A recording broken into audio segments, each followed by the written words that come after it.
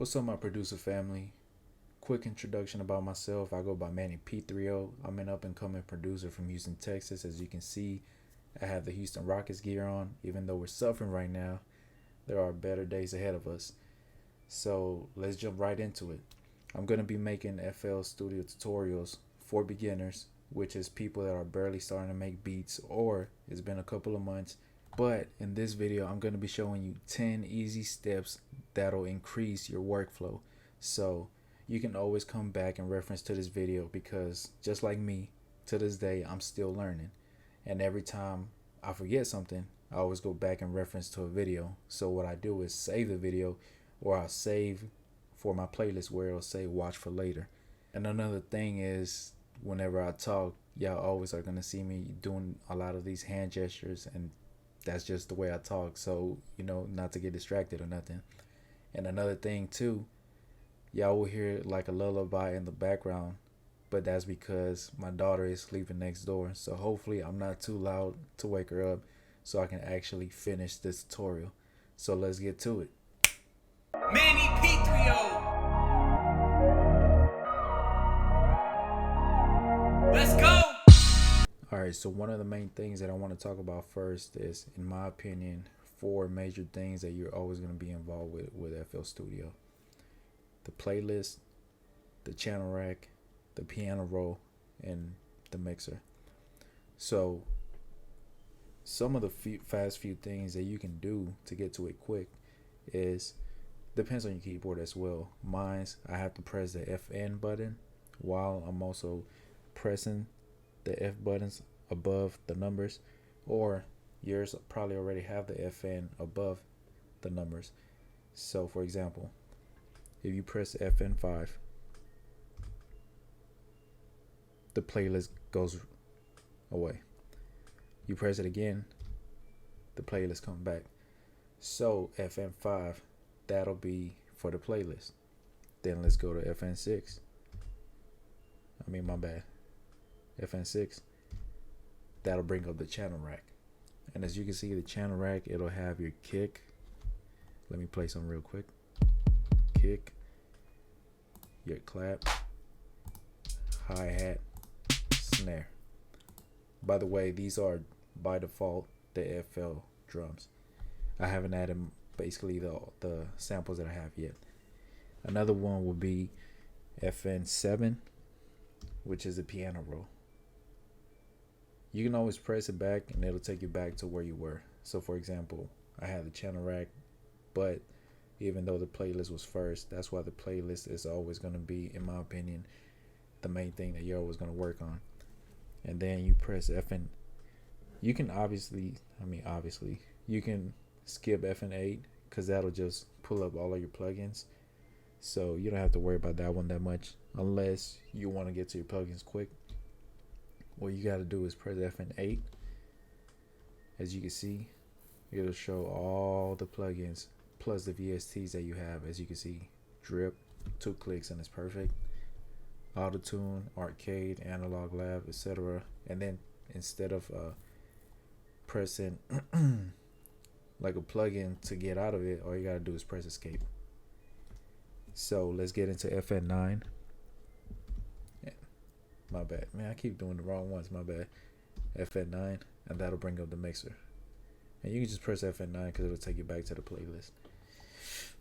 So that's one of the main things that I want to talk about first. Because if you get those down, you memorize them, your workflow will be quicker. Because that's the main things you're always going to be involved in. FN7 for the piano roll is going to be mainly for melodies, your virtual instruments, your drums. The playlist is mainly for arrangement, editing, the whole beat from the get-go. Well, not from the get-go, but from start to finish. What do we need the channel rack for? Samples. That's where you upload your drum samples. And also from there, I'll show you later on how to easily move your drums to the mixer. And then let's not forget the mixer. This is basically where you're going to be mixing your drums, EQing, stuff like that, adding effects, etc. The second one that I think will help you as well is I mean, this one should probably be like a no-brainer. Save your project file, because just like me, I know a lot of producers suffer from this. Their dog crashes, and then we didn't save it, and we probably didn't even have autosave to begin with. So we got to start from scratch, and we can use the melody. We got to start over, and trust me, whenever you get it from the first time, it's rarely going to happen again the second time the way you got it from the first one. So major key right here, save it first, and then you can name it whatever you want. I know some people will be like, well, will I name it first? Man, just you put random or put today's date or whatever date you're working on, etc., etc. So how you do that is CTRL+SHIFT+S. And then right here, I already have this pulled up. Project folder, I usually have right here, need to finish, because it's a beat that I probably started and I don't finish. And then you can just, for example, just put mine's, I'm gonna do FL tutorial. And then say, for example, I'm gonna just do something random. I'm gonna do something real quick.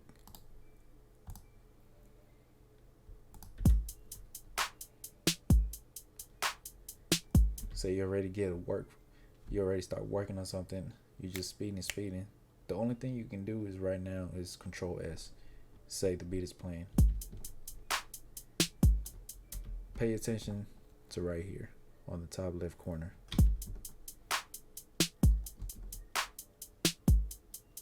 Once you press CTRL+S, even while the beat is playing, it'll save it right away. So it'll save you some time in case your dog crashes. Alright, so now let's get into the third step. So for example, right here, I'm gonna use something else because I kind of want to get a rhythm going on. I usually go, this is my to-go kit right now. Cash Money AP and Foreign Tech, Mob Ties Part 2. I usually add the hi-hats. And basically this is where I'm gonna share one of the gems. So you see right here, the hi-hat. I usually go with this one, McLovin. Say I'm in the hi-hat. Instead of dragging it like this, to save you some time, with the mouse where you scroll, just click it, and right away it'll go. And let me just show you more. Go to the clap. I usually go with this one. Click with the scroll. Snare. This is my to go right here. Click it. And then the kick. I usually go with, I think it's, yeah, this one. I just click it. And right away, the samples will go right away to the channel rack. Let's just start get something going on. The standard clap.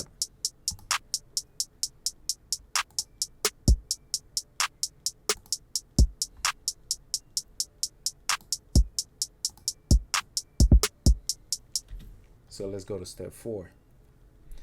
So for this one, this is where what I mentioned earlier about the basics, piano roll, playlist, mixer, channel rack will come in handy.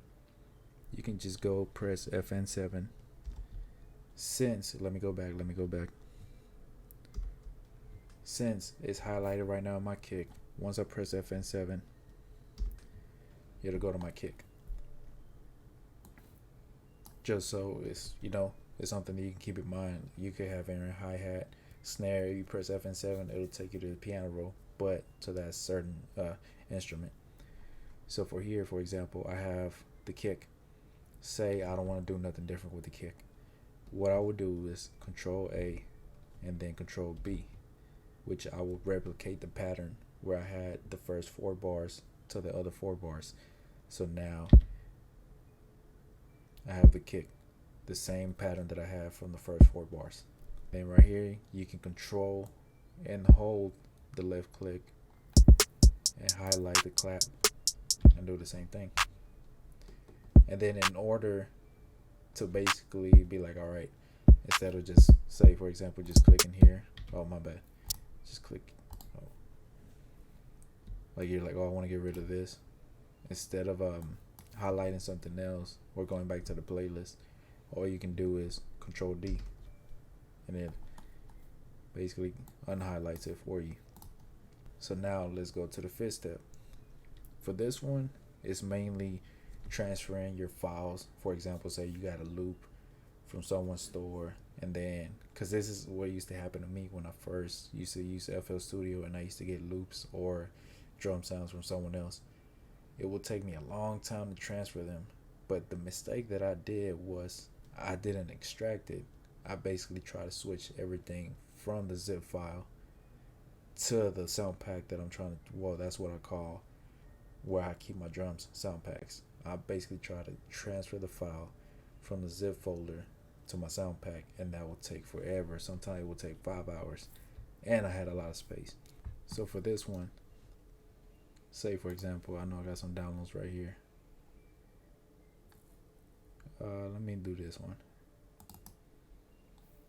right here. As you can see, this is one thing you have to know from a beginner standpoint. You see this? You see the folder, the difference? This one is already comes in a zip folder. So once you double click it, you see another folder. This folder is usually the main one, where the one you have to extract to your sound pack, or you just want to call it your to-go folder. What you would do is, to save you some time from transferring it, like easily in seconds. I mean, I might have to duplicate it, but let's see if I already have it here. I do, but say I'm gonna just transfer it right here to show you an example. Go here, double click it, click the folder, go right here, compress folder tools, then you're gonna click extract all. You're gonna you're gonna click browse, go back. I'm gonna just take it right here, and whatever you want to call your folder, if you have it my to go kits, fine. Then you're gonna press select folder, extract. That easy. Now it's time for to show y'all my sixth step. So usually for beginners, I know, because I was a beginner just like y'all, what I used to have trouble with in the beginning was, well, how do I create hi-hat patterns, something that you feel like it has sauce? What about kicks? What about claps? What about snares? I know some people, they like it whenever they hear that snare roll. So for example, right here, it's just a simple hi-hat, simple clap, simple snare, simple kick. I'm gonna, probably by the time I release this video, I'm probably gonna release my hi-hat MIDI kit, which will contain 35 MIDI patterns. And the thing, I mean, some people don't want to use MIDIs because they want to feel like I want to start everything from scratch. But me personally, it's like sometimes MIDI helps me create. It creates like a spark of creativity. So me personally, I use MIDIs. Doesn't matter to me, because I know some people are against it. But for example, right here, let's just, oh, let me stop it real quick. There's another gem. Right click right here, click solo, and you just hear the hi-hat by itself. So let's go to the MIDIs. MIDIs is basically like patterns already developed. So say for example, you have a friend that uses Ableton, Logic Pro X, Reason, Studio One, and they send you a MIDI file. You basically don't necessarily need the same DAW. And if I really have truly beginners right now looking at my video, a DAW is a digital audio workstation, which is basically just a software for, say for example, FL Studio, Ableton, Logic Pro X, etc., etc. You don't necessarily have to have the same DAW as them. They can just send you the MIDI file, and you can basically upload it in your DAW, whichever one you have. So for example, now let's get into it. Simple hi-hat roll. Right here, hi-hat. There's all the hi-hats that me personally I've done myself. Say I want to do I have one the same BPM I have right now? No, I don't. But just for an example, let me use this one. So what I did also was one of the jams that I showed you earlier. Instead of dragging it, I just clicked it. And remember, it's from your mouse, from the from the wheel that you scroll. Use that wheel and click it.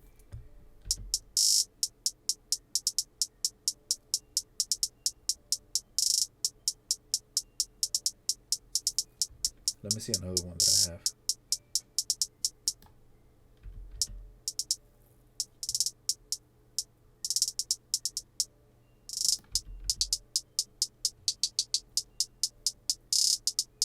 I think this, I forgot which hi-hat was like my favorite. I think it was this one.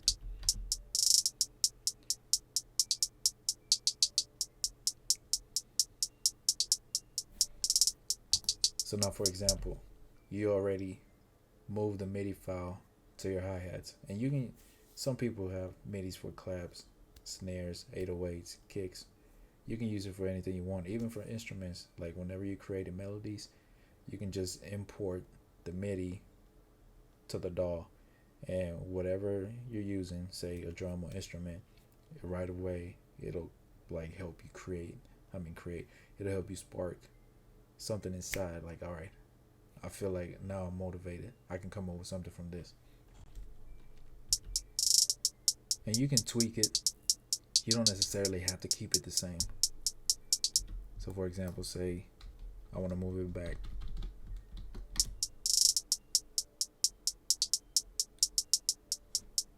And say I want to delete this.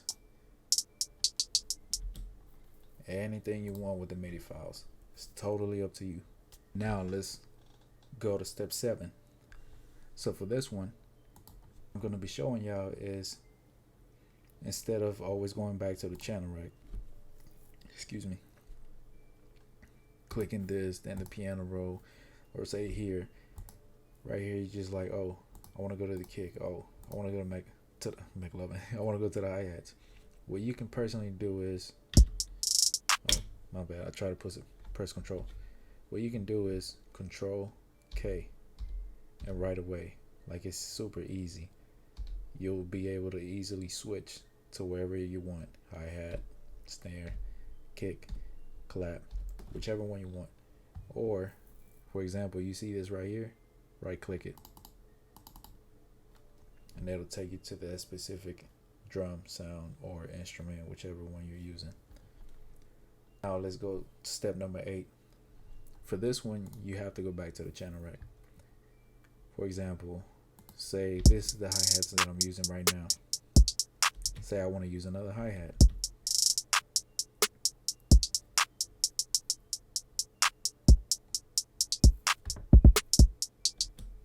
Hold on, I gotta go to my drum kit.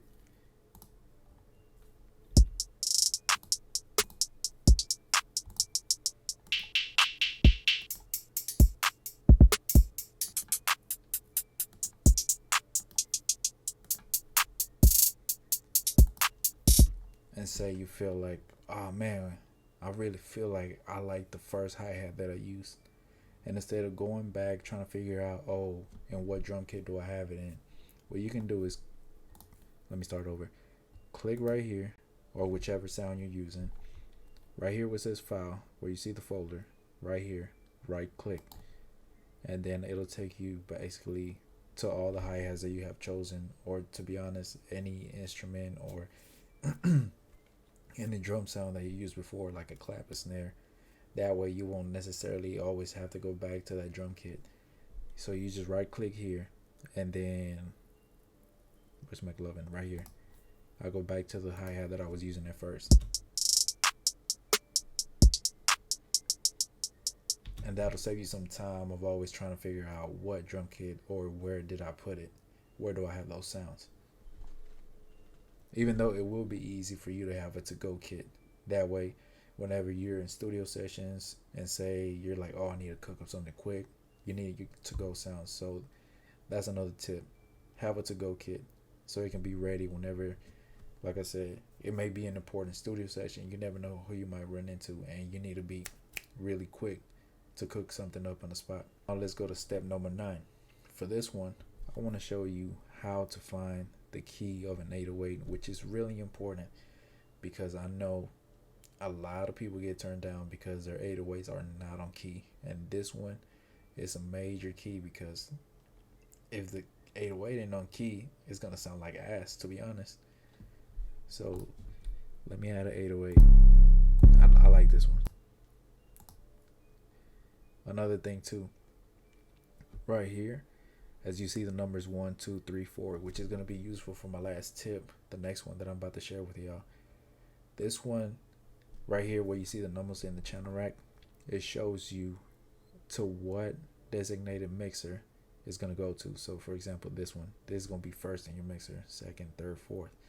So for example, the way I always have my stuff is literally like this, but I always have the 808 first. So I just scroll and go up, or you can go down, which however your preference is. So I mean, what I meant was whatever your preference is. 4, 5. And another thing too is with your 808s, go right here on the left corner where it says envelope instrument settings, click it, and always have the hold all the way up 100%, because that way when you press a key and you let go, it stops right away. See how it stops? Now let's go back to the way it was. Well, not the way it was specifically, but I'm gonna start messing with it.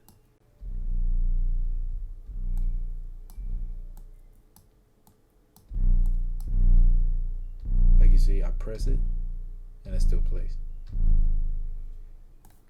Go back to hold 100%. As soon as I let go, it stops playing. And remember this, always press this on the 808, cut self. The thing about cut self is, or you can do it right here, right click it and press cut itself. So the thing with that is, whenever say you have 808s playing, and say you're about to go to the hook, but it detects, like basically it's like detecting it for you. The cut itself, when they're playing the 808, the bass will detect the other bass, and right away it will cut the signal off. So for example, say I got the 808s playing, and say a synth bass kicks in the hook, right away the 808 will cut off, and then the synth bass will go in. That way they won't basically crash with each other, and then you're gonna have like a lot of low end that sounds like rumbling. So don't forget to cut itself. So let's go back into it right here. This is the 808. And another thing too that I can share with y'all is you can press this button, and instead of just left clicking and going like this because it goes fast, you can press control and slowly it'll go up. That way you're like, oh, I think I like 50%, and I was trying to wing it with the left click. Press control and it'll literally go slow. It's slow. But the thing about this is it'll cut your 808 and it'll make it sound a little bit better.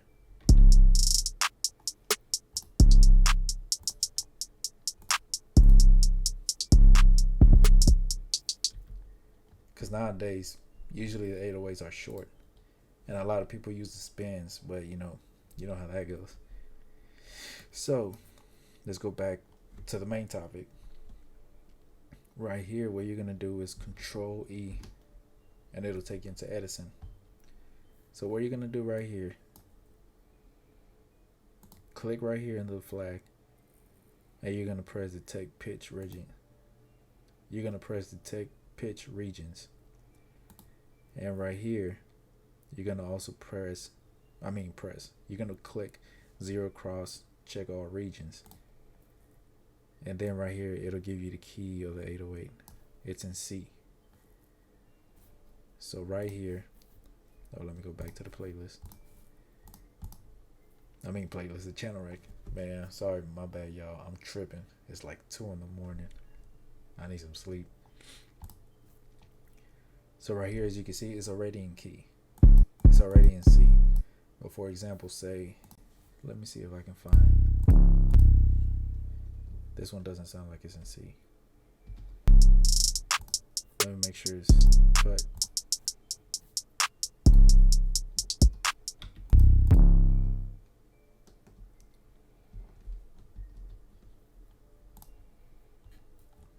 I know decaps.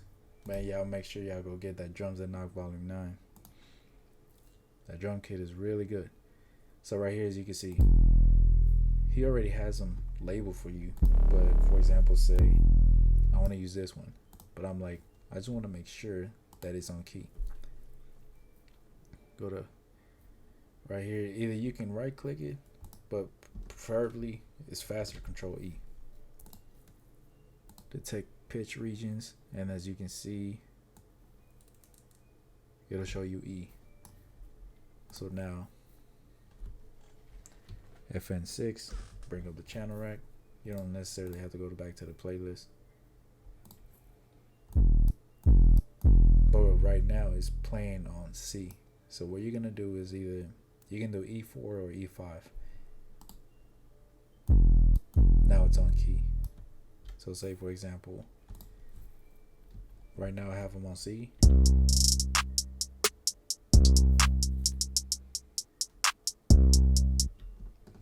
It sounds higher because obviously I have it in E4.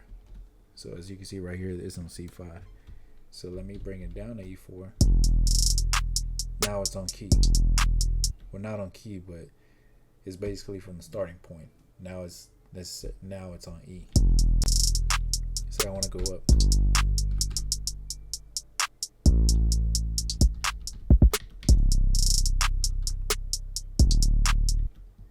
And then depending on the scale that you're playing on, E minor, B minor, whatever the case is, you just have to make sure that you're playing them on key. For the 10th and final step, this one is the main one that you basically always have to worry about, because once you're about to get done with a beat, the final stage is usually mixing. Well, in my opinion, my mixing process, mixing is usually the last stage before me finishing the beat. Well, I'll take that back. I mix, and then once I feel like it's mixed right. Well, let me take that back. Man, I'm telling y'all, I'm tripping. Before I get into the mixing, I arrange first, and then I mix. So, for example, now you're gonna need a channel rack for this one. Right here, as you can see, Control and then click, and it'll automatically go all the way down.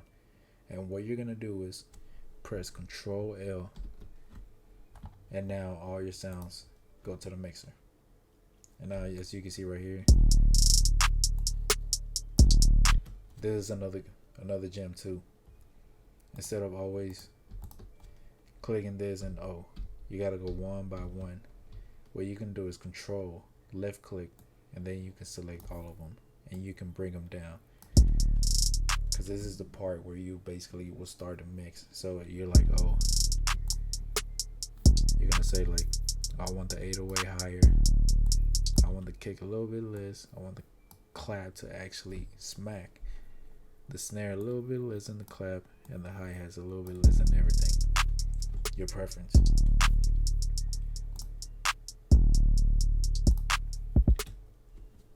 And then from there, it'll automatically, as I mentioned earlier, you can see the numbers right here: 1, 2, 3, 4, 5.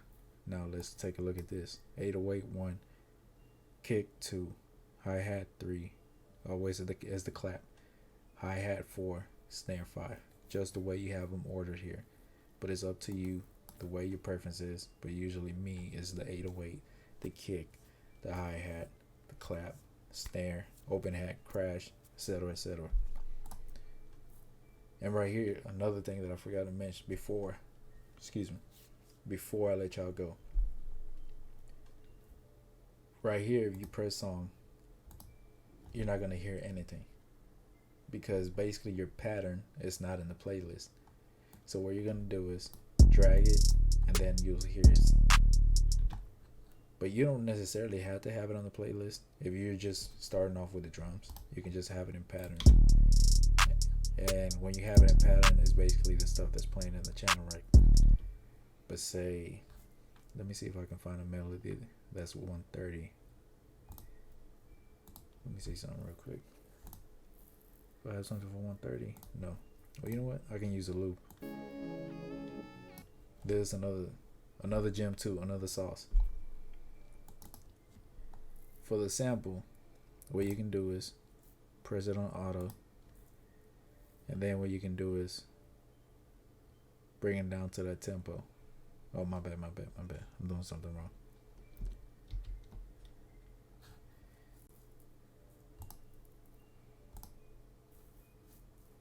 Hold on.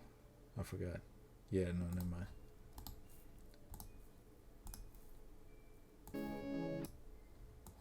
Basically, what I have to do first,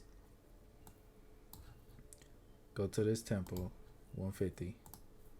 As you can see, now it's on the grid. It's snapped. Go to the sample. You're going to press auto. And then from there, you're going to bring it. Oh, shit. Wait. Man, it's late, y'all. I'm tired as hell. There you go. Stretch. And say I want it at 130. The loop now is going to be at 130.